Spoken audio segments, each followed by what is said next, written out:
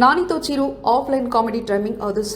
Tollywood legendary hero megastar Chiranjeevi ప్రస్తుతం విశ్వంబర అనే భారీ సినిమాతో బిజీగా ఉన్న విషయం తెలిసిందే.